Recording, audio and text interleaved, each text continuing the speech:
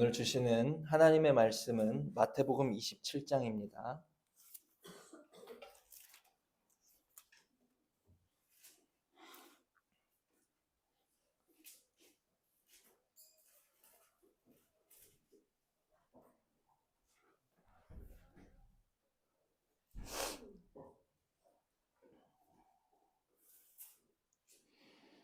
마태복음 27장 62절로 66절, 마태복음 27장 62절로 66절입니다.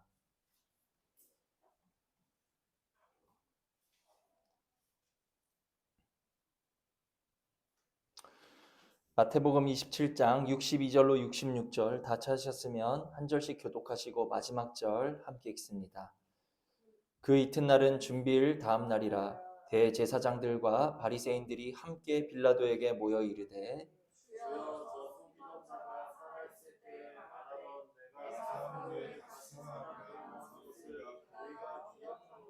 그러므로 명령하여 그 무덤을 사흘까지 굳게 지키게 하소서. 그의 제자들이 와서 시체를 도둑질하여 가고 백성에게 말하되 그가 죽은 자 가운데서 살아났다 하면 후에 속임이 전보다 더 클까 하나이다 하니,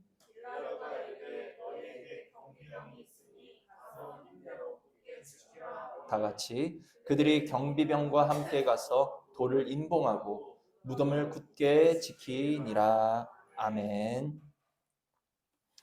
62절에 보시면 그 이튿날은 준비일 다음 날이라. 그 이튿날이라는 것은 무엇입니까? 예수님께서 이제 십자가에서 달려 죽으신 그 다음 날이 되었다라는 뜻이었어요. 그러니까 그 날에, 그 예수님이 돌아가시고 난 그 다음 날에 지금 누가 모여 있습니까? 62절 보니까 대제사장들과 바리새인들이 함께 빌라도에게 모여 이르되, 대제사장들, 바리새인들이 빌라도에게 찾아온 거예요.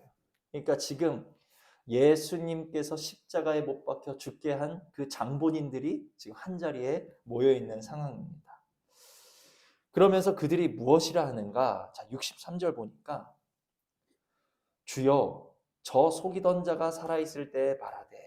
여기서 주여는 누구예요? 빌라도지요. 대제사장과 바리새인들이 지금 누구를 주여라고 부르고 있습니까? 빌라도를 주여, 세상의 권세자를 주여라고 부르고 있는 거예요. 그러면서 빌라도를 향하여 주여라고 부르던 그자들이 이번에는 예수님을 가리쳐서는 뭐라고 부르고 있어요? 빌라도에게는 주여라고 하던 그들이 예수를 가리켜서는 저 속이던 자라고 부르고 있습니다. 자, 그들은 왜 십자가에 못 박혀 죽으신 예수를 속이던 자라고 부르는 것일까요? 왜 예수님을 거짓말쟁이로 부르는 것일까요? 왜 예수님이 사람들을 미혹하고 속이고 다니던 자다라고 부르는 것일까요? 그 이유는 무엇이냐면 예수님이 자신을 가리켜서 하나님의 아들이라고 부르셨기 때문입니다. 그들이 예수님을 속이던 자라고 부르던 이유는 예수님께서 자신을 가리켜 내가 하늘로부터 내려온 생명의 떡이다 라고 말씀하셨기 때문입니다. 그들이 예수님을 속이던 자라고 불렀던 이유는 예수님께서 자신을 가리켜 내가 이제 죽지만 내가 죽은 자 가운데서 사흘 만에, 3일 만에 다시 살아날 것이다 라고 말씀하셨기 때문에 대제사장들과 바리새인들은 예수님을 뭐라고 불렀어요? 속이던 자라고 불렀던 거예요. 예수님께서 하신 모든 일을 보고 예수님께서 하신 모든 말씀을 들었던 그들은 예수를 속이던 자로 불렀습니다. 그러나 또 한 부류의 사람들은 예수가 행한 일을 보고 예수가 말씀하신 모든 말씀을 똑같이 들었던 다른 한 부류의 사람들은 예수님을 가리켜 뭐라고 부르는가? 마태복음 16장을 보시면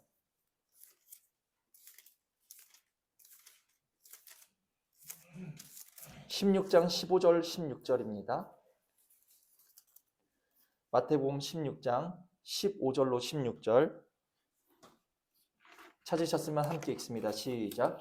이르시되 너희는 나를 누구라 하느냐? 시몬 베드로가 대답하여 이르되 주는 그리스도시요 살아계신 하나님의 아들이시니이다. 아멘. 오늘 말씀 제목이에요. 너희는 나를 누구라 하느냐? 너희는 나를 누구라 하느냐?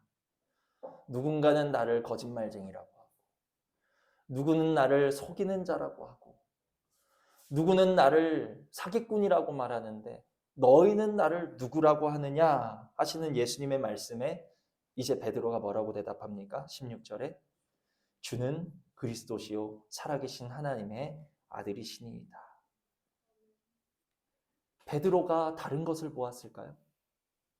베드로가 다른 것을 들었을까요? 대제사장들이 보던 예수와 베드로가 보던 예수는 같은 예수라는 거예요. 바리새인들이 듣던 예수의 말씀과 베드로가 들었던 말씀은 같은 말씀이라는 거예요. 그런데 대제사장들과 바리새인들이 보았던 예수와 베드로가 보았던 예수는 전혀 다른 사람이라는 거예요. 대제사장들과 바리새인들은 똑같은 예수를 보았지만 예수를 속이는 자, 속이던 자, 거짓말하던 자. 그러나 베드로가 보았던 예수님은 누구였습니까? 주는 그리스도시요 살아계신, 과거에도 살아계셨고 지금도 살아계시고 앞으로도 영원히 살아계신 하나님의 아들이십니다. 그것이 베드로의 대답이었다. 같은 것을 보았는데, 같은 말씀을 들었는데 왜 이들의 대답은, 왜 이들을 향한 예수님의 고백은 이렇게 다를 수밖에 없는가? 중요한 것은 대제사장들과 바리새인들은 예수를 속이던 자라고 불렀구나. 베드로는 예수를 향하여 주라고 불렀고 그리스도시라고 고백했고 하나님의 아들이신 것을 알고 있었구나. 중요한 것은 지식이 아닙니다, 여러분. 중요한 것은 오늘 우리에게도 예수님께서 물어보고 계신다는 거예요. 예배 시간을 통해서 우리에게 묻고 계신다는 거예요. 너희는 나를 누구라 하느냐? 지금 내 앞에 나와 예배하고 있는 이 성전에 앉아있는 너희들의 마음 중심은 나를 향하여서 누구라고 고백하고 있느냐? 물어보시는 예수님의 질문에 뭐라고 대답하시겠습니까? 지금도 세상의 많은 이들은 예수는 거짓말이야. 예수님은 다 지어낸 말일 뿐이야. 저 예수를 가리키는 교회는 다 속이는 집단일 뿐이야. 라고 이야기를 합니다. 세상은 예수님을 거짓이라고 말해요. 그러나 적어도 오늘 이 자리에 모여서 예배하고 있는 우리들의 대답은 주는 그리스도시요 살아계신 하나님의 아들이시니이다. 우리 마음속의 고백과 대답이 이루어질 수 있는 은혜가 있기를 주님의 이름으로 축복을 드린다는 것입니다. 예수님은 주, 누구의 주십니까? 목사님의 주, 내 남편의 주, 내 아내의 주, 우리 부모님의 주가 아닌 예수는 나의 주시라는 거예요. 나의 주시오. 살아계신 하나님의 아들이시라는 이 믿음의 고백을 우리가 할 수 있다라는 것은 우리가 이것은 너무너무 놀라운 은혜와 축복을 받은 증거라는 사실을 저와 여러분이 이 시간에 깨달으셔야 된다는 거예요. 예수가 나의 주십니다. 너무너무 쉽지요. 예수님은 살아계십니다. 너무너무 쉽지요. 그래서 우리는 그것의 소중함을 모른다는 거예요. 예수를 주로 고백할 수 있는 것의 그 귀중함.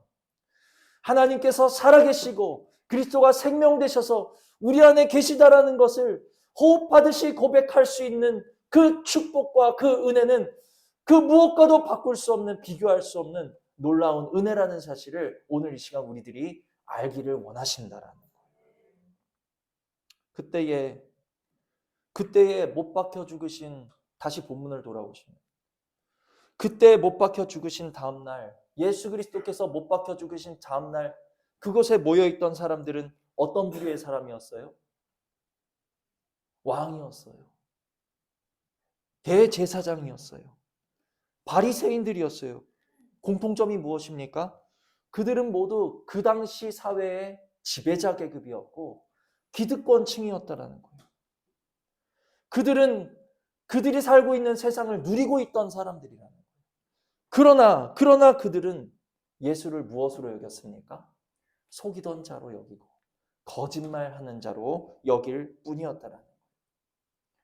온 천하를 얻는다 할지라도 우리가 살아서 이 땅을 마음껏 내 마음대로 주무르면서 누리는 권세가 있다 할지라도 그러나 예수를 모른다면 그것은 가장 불쌍한 자에 불과하다는 것을 우리가 깨달으실 수 있는 은혜가 있기를 원한다라는 것입니다. 거지 나사로라 할지라도 혹은 조금 불편하고 조금 부족한 삶을 산다 할지라도 예수는 나의 주시오. 그리스도시오. 나의 생명이시오. 예수는 누구신가 할 때 그는 나의 중보자, 그는 나의 치료자, 그는 나의 인도자. 우리가 예수를 체험하고 고백할 수 있다면, 우리가 예수의 이름을 믿음으로 시인하고 고백하고 부를 수 있다면 그것은 우리가 정말 이 땅 사는 그 누구보다 가장 귀하고 참으로 가장 복된 은혜와 선물을 받은 자라는 사실을 우리들이 깨달으시면서 살아가셔야 된다라는 것입니다. 심판날에 정말 예수의 품에 안길 수 있는 자야말로 우리가 이 땅을 어떤 모습으로 사느냐 그것이 중요한 것이 아니라 마지막 날 우리가 예수의 품에 안길 수 있느냐 참으로 왼편에 서느냐 그것이 중요하다는 거예요. 우리가 예수의 품에 안기는 자가 된다면 그것이 가장 복되고 그것이 가장 부유한 자의 모습이라는 것을 깨달으실 수 있는 은혜가 있기를 원한다는 것입니다. 근데 참 재밌는 것은 이때 모여있는 자들의 면면을 살펴보자면 사회의 기득권층이었습니다. 왕이었습니다. 또 누구였죠? 제사장. 또 누구였죠? 바리새인. 아무나 대제사장이 될 수 있습니까?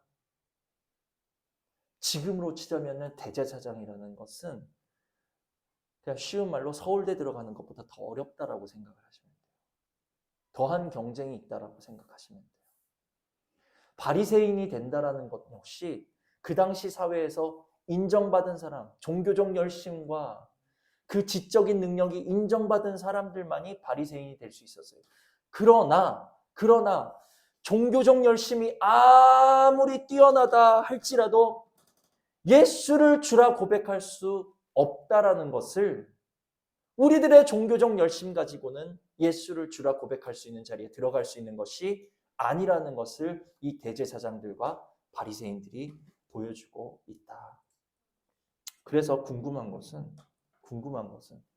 이 말씀을 보면서 이처럼 대제사장과 바리새인들이 본 예수 그리고 제자들이 본 예수는 다른 예수입니까? 아니에요. 같은 예수를 보았음에도 불구하고 왜 누구는 예수를 속이는 자라고 말하고 왜 누군가는 예수를 나의 주시오 그리스도시오 하나님의 아들이라고 하는가 궁금하지 않으십니까? 왜 같은 예수를 보는데 왜 이렇게 예수에 대한 평가가 다른가? 이 질문의 답은 아까 우리 마태복음 16장 17절을 보시면 마태복음 16장 17절 여기에 답이 있습니다. 자, 함께 읽습니다. 시작. 예수께서 대답하여 이르시되 바요나 시모나 내가 복이 있도다. 이를 내게 알게 하니는 혈육이 아니요 하늘에 계신 내 아버지시니라. 아멘. 아멘. 먼저 우리가 아셔야 될 것은 예수님이 지금 누구 보고 복이 있다고 하십니까? 누구 보고 복이 있다고 그러세요? 지금 부자를 보고 복이 있다고 하십니까?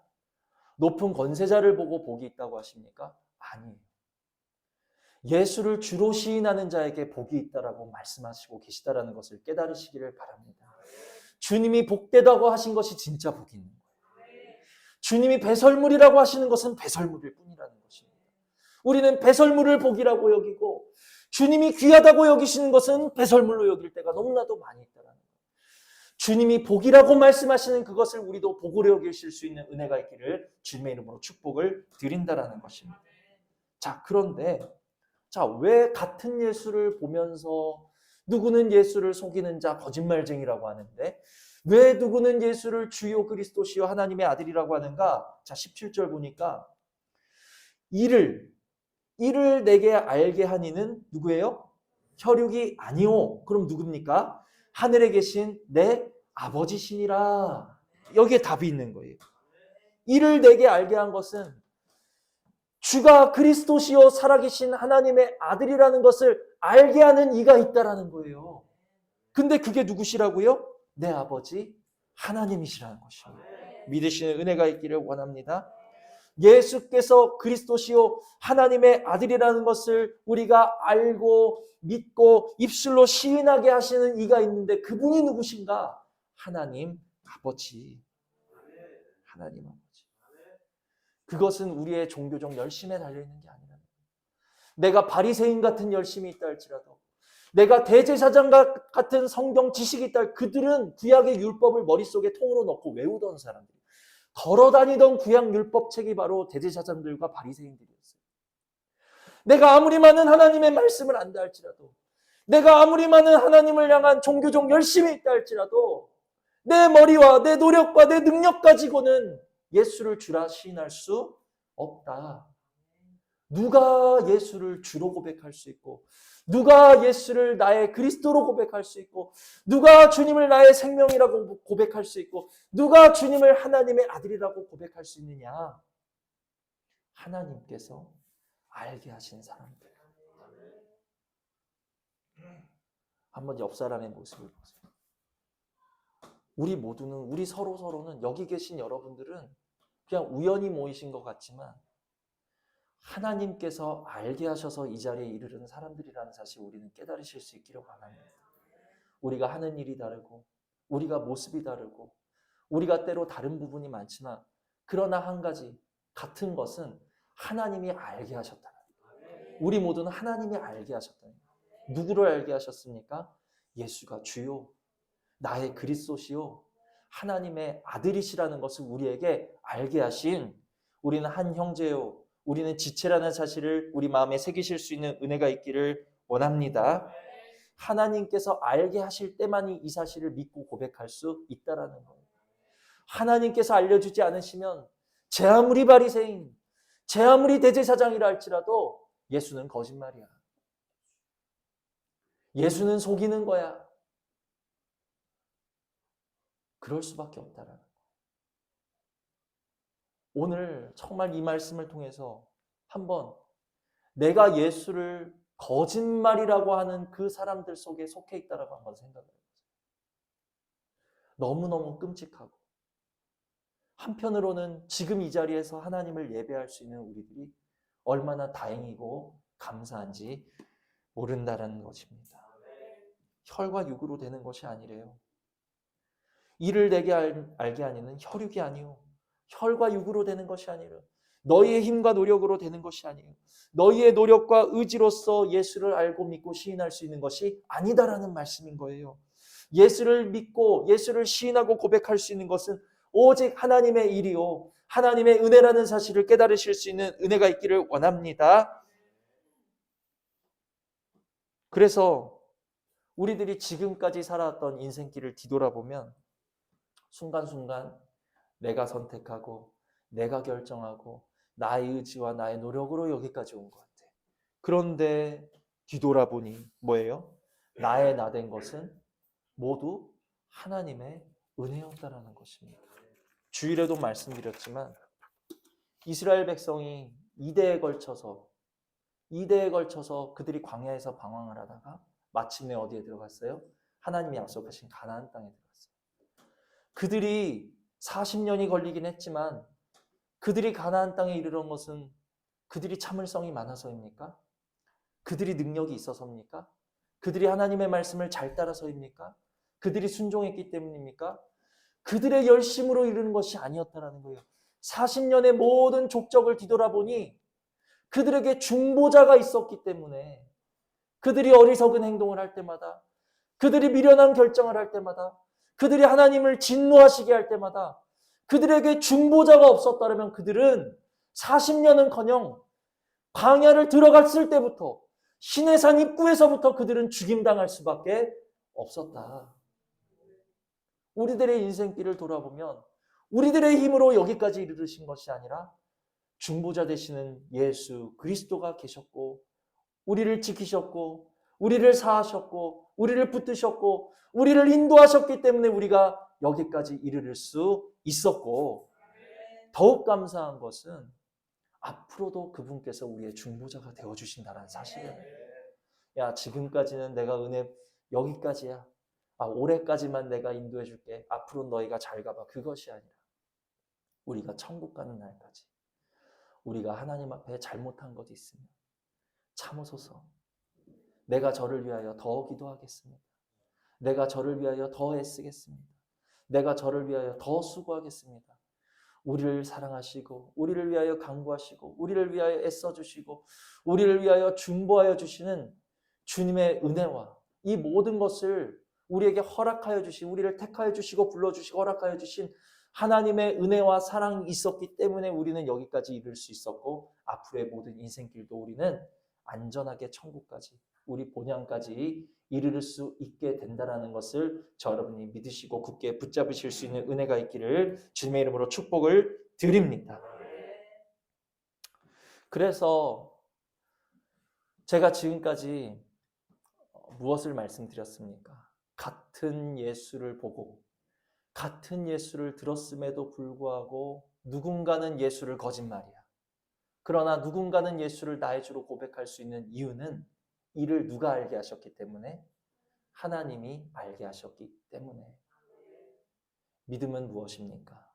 믿음은, 맞아요, 들음에서 나지만 또 믿음은 하나님의 선물이라는 사실을 깨달으시는 은혜가 있기를 원합니다. 하나님이 우리에게 주신 선물이라는 것.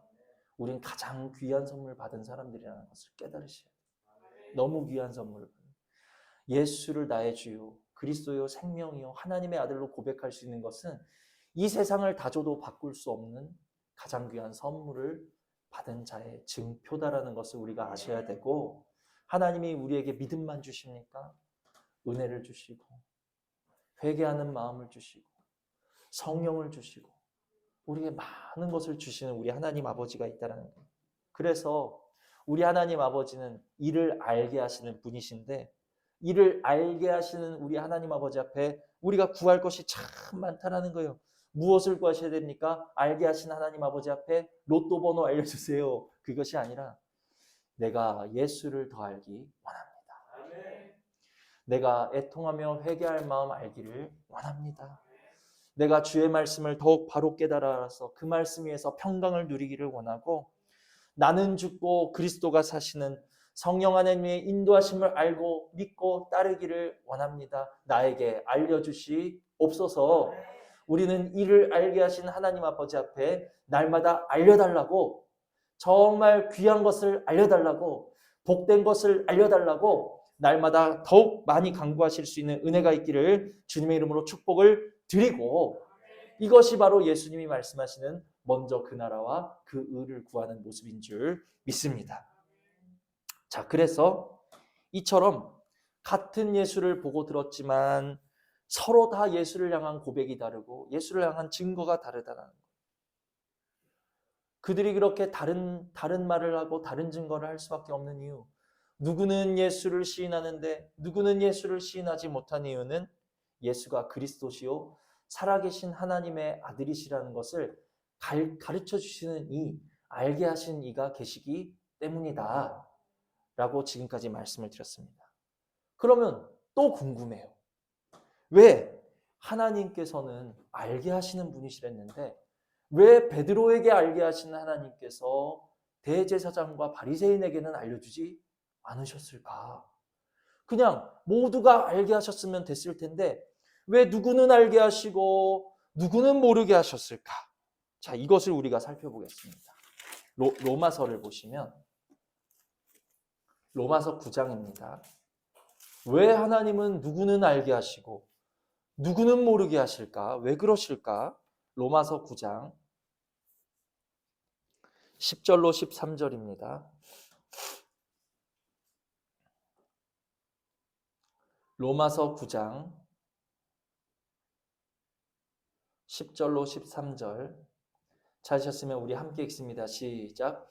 그뿐 아니라 또한 리브가가 우리 조상 이삭 한 사람으로 말미암아 임신하였는데 그 자식들이 아직 나지도 아니하고 무슨 선이나 악을 행하지 아니한 때에 택하심을 따라되는 하나님의 뜻이 행위로 말미암지 않고 오직 부르시는 이로 말미암아 서게 하려 하사 리브가에게 이르시되 큰 자가 어린 자를 섬기리라 하셨나니 기록된 바 내가 야곱은 사랑하고 에서는 미워하였다 하신과 같으니라. 아멘. 아멘.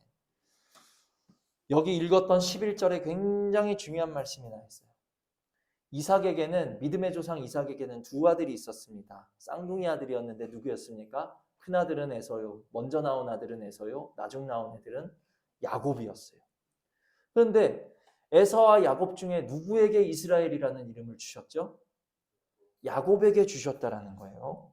그러면 하나님은 언제 에서와 야곱 중에 내가 야곱에게 이스라엘이라는 이름을 주어야 되겠다, 언제 결정하셨을까요? 에서가 장자권을 팥죽에 팔아 넘겼을 때, 그때 결정하셨을까요? 야곱이 장자권에 대한 열의를 보이고 언약에 대한 축복권에 대한 그 소망과 열심과 욕심이 있는 것을 보시고, 그래, 에서보다는 네가 낫겠다, 네가 이스라엘이라는 이름을 받아라, 하나님이 그때 결정하셨나요? 야곱이 이스라엘로서 더 합당하구나, 행위를 보고 결정하신 것이 아니라는 것입니다. 11절을 보시니까 그 자식들이 아직 나지도 아니하고 무슨 선이나 악을 어떻게 해요? 행하지 아니한 때에, 행하지 아니한 때에, 아직 그들은 아무것도 행하지 않았어요. 아무것도 결정하지 않았어요. 그들이 어떻게 생겼는지, 그들이 어떤 말을 하는지 아직 아무것도 모를 때였어요. 그때 택하심을 따라되는 하나님의 뜻이 행위로 말미암지 않고 오직 부르시는 이로 말미암아 서게 하려 하사. 무슨 악이나 선을 행하지 아니한 때에 택하심을 따라되는 하나님의 택하심으로 부르신 것이다. 11절이 지금 분명히 말하고 있는 것은, 야곱을 택하신 것은 야곱이 열심히 있고 야곱이 선하고 야곱이 뭔가 이스라엘로서 더 합당한 모습을 보였기 때문이 아니라, 오직 택하심은 무엇입니까? 하나님의 뜻이요 하나님의 주권 가운데 달려있다는 것을 지금 이 11절이 우리에게 보여주고 있다는 것입니다. 그래서 이사야 45장 9절에 이런 말씀이 있어요. 진흙이 토기장이를 향하여서 너는 지금 무엇을 만드느냐 할 수 있는 진흙이 있겠냐. 그 진흙을 가지고, 진흙 한 덩이를 가지고 이 그릇을 귀한 그릇으로 만들지 천한 그릇으로 만들지, 이것을 가지고 네모나게 만들지 세모나게 만들지는 누구에게 달려 있습니까? 진흙에게 달려 있는 것이 아니라 토기장의 주권에 달려 있다는 것을 우리가 아셔야 된다는 거예요. 빚으시는 하나님 앞에 왜 그렇게 하십니까? 왜 누구에게는 알려주시고 왜 누구에게는 가르쳐주지 않으시는 겁니까? 이렇게 반문할 권한이, 이렇게 반문할 권리가 진흙인 우리에게는 없다. 이것을 우리가 믿으셔야 된다. 이 선택에 대한, 택하심에 대한 것은 하나님의 영역이고, 하나님의 영역에 대한 것은 하나님의 권한이라는 것을 우리는 다만 인정해 드릴 뿐이라는 것입니다. 우리는 왜 누군가에게는 알려주시고 왜 누군가에게는 알려주지 않으시는가, 왜 야곱을 사랑하셨고 에서는 미워하시는가, 우리는 그 이유를 알 길이 없어요. 그러나 우리가 분명히 알 수 있는 것은 그로 인하여 내가 받은 구원이 얼마나 감사한 것인가, 내가 받은 구원이 얼마나 귀한 것인가, 하나님이 나를 사랑하셔서 얼마나 감사한 일인가 하는 것은 우리가 알 수 있다는 것입니다. 하나님에 대해서 알지 못하는 우리들이 하나님의 권한에 대해서, 하나님이 이래서 택했어, 하나님이 저래서 택했어 하는 것은, 욥의 세 친구가 하나님을 알지도 못하면서 하나님을 들먹거리면서 하나님을 판단하면서 욥을 괴롭게 했던 것과 똑같은 모습이라는 것입니다. 다만 우리는 오늘 주신 이 말씀 앞에서 하나님께서 알게 하시는 자만이 예수를 주로 시인할 수 있고 생명으로 시인할 수 있고 그리스도로 시인할 수 있고 하나님의 아들로서 믿을 수 있다. 이 하나님의 택하신 그 말씀 앞에서 내가 오늘 예수를 거짓말하는 자, 예수를 속이는 자로 부르는 그 자리에 내가 있지 아니하고 내가 베드로와 같이 내가 부족하지만 내가 연약하지만 나같이 죄인된 자가 오늘 주는 그리스도시요 살아계신 하나님의 아들이십니다라는 것을 고백하게 하신 이 은혜가 얼마나 놀랍고 감사하고 다행인지를 이것이 정말 귀하고 놀라운 하나님의 은혜라는 것을 여러분들이 알기 원하셔서 하나님이 오늘 이 말씀을 우리에게 주고 계시다라는 사실을 깨달으실 수 있는 은혜가 있기를 원한다라는 것입니다. 그래서 다시 본문으로 돌아오십니다. 마태복음 본문으로 돌아오시면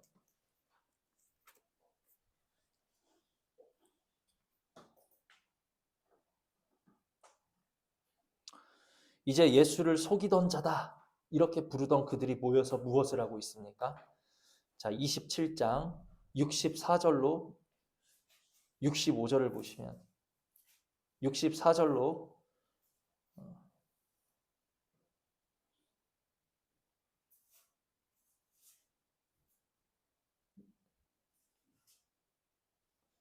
64절로 66절 우리 함께 읽습니다. 시작. 그러므로 명령하여 그 무덤을 사흘까지 굳게 지키게 하소서. 그의 제자들이 와서 시체를 도둑질하여 가고 백성에게 말하되 그가 죽은 자 가운데서 살아났다 하면 후에 속임이 전보다 더 클까 하나이다 하니 빌라도가 이르되 너희에게 경비병이 있으니 가서 힘대로 굳게 지키라 하거늘 그들이 경비병과 함께 가서 돌을 임봉하고 무덤을 굳게 지키니라. 아멘. 자, 예수를 속이던 자다, 예수는 거짓말쟁이다 하던 그들이 모여서 이제 무엇을 하기 시작합니까? 예수가 그 말대로 다시 부활하지 못하게 예수가 살아서 하던 그 거짓말이 더 퍼지지 못하도록 무덤 입구를 그들이 돌로 단단히 막고 굳게 지키고 있는 모습이라는 거예요. 너무나 감사하게도 지금 예배하고 있는 우리들은 하나님의 부르심의 은혜를 입고 하나님의 택하심의 은혜를 입고 야곱과 같이 우리를 사랑하셔서 우리는 예수를 주로 고백하고 그리스도로 알고 나의 생명으로 고백하는 줄 믿습니다. 자, 그런데 너무 감사하다는 거예요. 그런데 그런 은혜를 받고 부르심을 받고 택하심을 받은 우리들도 때로는 우리 마음 가운데 뭐가 자리할 때가 있어요? 불신이라는 것이 자리할 때가 있다는 거예요. 하나님의 말씀이 여지껏 나를 속여온 것처럼 여기실 때가 있어요. 이 대제사장들처럼, 이 바리새인들처럼 저 속이던 자가 우리가 주님을 믿지만 때로는 하나님의 말씀이 거짓말처럼 여겨질 때, 내 삶에 더 이상 소망이 되지 않을 때도 있고, 그래서 나는 더 이상 하나님의 말씀에 속고 싶지 않아. 그래서 힘껏 우리의 마음을 강팍하게 닫아놓을 때가 있다라는 거예요. 하나님의 말씀 가운데 내 마음을 열고 싶지 않을 때가 있다라는 거예요. 무덤의 입구를 막아놓듯이 그냥 나의 마음 문을 닫고 우리가 그 문을 열고 싶지 않아서 하나님의 말씀 앞에서 굳게 그 마음을 닫아놓고 걸어 잠그고 지킬 때가 있다라는 거예요. 누가 그런 것이 아니라 제가 그렇다는 거예요. 제가 그런 것처럼 아마 여러분들도 가끔 그러실 때가 있을 것입니다. 자, 그러나 감사한 것은 우리는 그렇게 하나님의 말씀에 더 이상 속고 싶지 않아서 우리는 하나님의 말씀 앞에 내 마음을 걸어 잠그고 돌을 굴려놓고 나의 힘껏 정말 그 말씀을 듣지 않아 보려고 애쓰고 힘쓰고 우리가 한다 할지라도 자 28장 1절 2절 보시면 함께 읽습니다. 시작. 안식일이 다 지나고 안식 후 첫날이 되려는 새벽에 막달라 마리아와 다른 마리아가 무덤을 보려고 갔더니 큰 지진이 나며 주의 천사가 하늘로부터 내려와서 돌을 굴려내고 그 위에 앉았는데 자, 또 6절을 함께 읽습니다. 시작. 그가 여기 계시지 않고 그가 말씀하시던 대로 살아나셨느니라. 와서 그가 누우셨던 곳을 보라. 아멘. 때로 우리들이 낙심하고 상심하고 우리들이 절망한 채로 우리의 마음을 그냥 하나님의 말씀을 더 이상 듣고 싶지 않고 그냥 속인 하나님의 말씀에 내가 더 이상 속고 싶지 않아 내 마음 문을 그냥 꽉 닫아놓을 때가 있다라는 거예요. 그렇게 우리가 마음 문을 걸어 잠근 때가 있었다라는 거예요. 그러나 주님의 말씀은, 주님의 약속은 우리가 어떠하든지 때가 되면 반드시 지체 없이 역사하시고 하나님의 약속을 이루신다라는 것을 오늘 본문을 통해서 믿으시는 은혜가 있기를 원한다라는 것입니다. 주님, 오늘의 말씀과 같이 내 속에 남아있는 불신의 돌, 내가 비록 하나님의 택하심과 부르심을 받아서 오늘 예수를 주로 고백하고 시인하고는 있지만 그러나 내 마음 한켠에 아직도 여차하면 굴려막을 내 불신의 돌이 남아있다면 주님 멀리 굴려주시옵소서. 내 마음밖 멀리 굴려주시옵소서. 주님 불신의 돌을 멀리 굴려버리시고 주님이 약속하시고 말씀하신 대로 지체 없이 되어지는 것을 우리에게 보여 주시옵소서.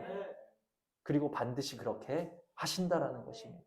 이 또한 우리의 공로가 아닌 누구의 공로예요? 하나님의 은혜라는 것입니다.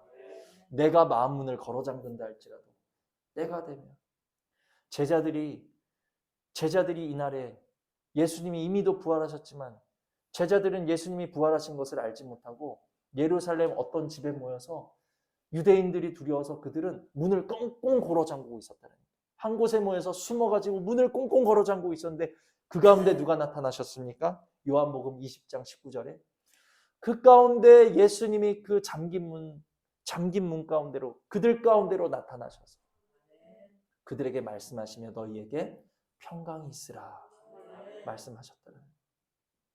내가 마음 문을 열어서 예수님이 내 안에 들어오시는 것이 아니라 나는 더 이상 속고 싶지 않아. 나는 더 이상 하나님의 말씀을 믿고 싶지 않아. 내가 받은 은혜를 부인하면서 여지껏 인도하여 주신 하나님의 은혜와 공로를 인정하지 않고 내 마음 문을 걸어 잠근다 할지라도 우리에게 찾아오셔서 평강이 있으라 말씀하시고 때가 되매 지체하지 않으시고 새벽 그 이른 시간에 돌을 굴려 놓으시고 말씀대로 살아나시는 것을 보여주시는 그 하나님은 누구의 하나님이신가? 저의 하나님이시고 여러분의 하나님이시라는 것을 믿으시는 은혜가 있기를 원한다라는 거예요. 그래서 말씀을 정리합니다. 같은 예수를 보고 들었음에도 누구는 지금도 이 세상은 예수를 거짓말쟁이라고 말해요. 예수는 허구라고 말하는 거예요. 예수는 속이는 자라고 말하는 거예요. 그러나 누군가는 예수는 나의 주시오. 그때도 지금도 앞으로도 영원히 살아계신 하나님의 아들이십니다. 나의 생명이십니다. 고백하는 그 자리에 오늘 내가 오늘 여러분이 오늘 우리 가정이 있을 수 있다라는 것을 우리가 감사하실 수 있는 은혜가 있기를 원한다라는 것입니다. 그래서 오늘의 핵심은 그럼 뭐야? 열심 필요 없네. 하나님이 택하신 사람은 다 믿게 되는 건데 뭐 열심히 믿으려고 해봤자 바리새인 열심히 있지, 대제사장 열심히 있지, 우리가 열심히 신앙생활 할 거 없다라는 말인가? 그것이 아니라 오늘의 말씀의 핵심은 주님이 우리를 하나님을 알게 하신 주님이 우리를 정말 택하여 주셔서 우리가 주님을 나의 주로 고백하고 생명으로 고백하고 주님을 고백할 수 있는 은혜가 얼마나 귀하고 감사한지를 여러분이 아셔야 된다라는 게 오늘 말씀의 핵심이라는 거예요. 오늘 예수를 향한 나의 고백이 주님이십니다. 나의 주님이십니다. 주권자이십니다. 내 안에 살아계신 생명이십니다라는 것을 고백할 수 있다라면 이것을 알게 하신 하나님 앞에 정말 우리 목사님 표현대로 자다가도 일어나서 감사하실 수 있는 은혜가 있기를 원하고 혹여 내 주위에 우리 주위에 아직도 예수를 속이는 자야 라고 부인하면서 불신의 돌로 그 마음문 입구를 꽉 가려놓고 아직도 예수를 믿지 않는 아직도 예수를 불신하는 형제와 내 이웃이 있다면 우리는 무엇을 하셔야 되겠습니까? 저 형제와 이웃에게 가로막혀 있는 그 불신의 돌이 정말 이 말씀대로 속히 굴려지기를 우리는 간구하면서 기도하셔야 될 것이 우리의 또한 맡겨주신 의무라는 것을 오늘 말씀을 통해서 우리 마음에 새기실 수 있는 은혜가 있기를 원한다는 것입니다. 다 아는 말씀을 증거한 것 같지만 그것이 아니라 내게 베풀어 주신 나를 택하신 하나님에게 얼마나 귀하고 감사한지를 우리가 알아서 정말 내 마음속에 남아있는 불신의 돌과 내 이웃 속에 남아있는 불신의 돌을 주님이 속히 굴려주시기를 위해서 날마다 간구하실 수 있는 그러한 은혜가 오늘 말씀을 통해 우리 모두에게 있기를 주님의 이름으로 축복을 드립니다. 들으신 말씀 생각하시면서 잠시 기도하시겠습니다.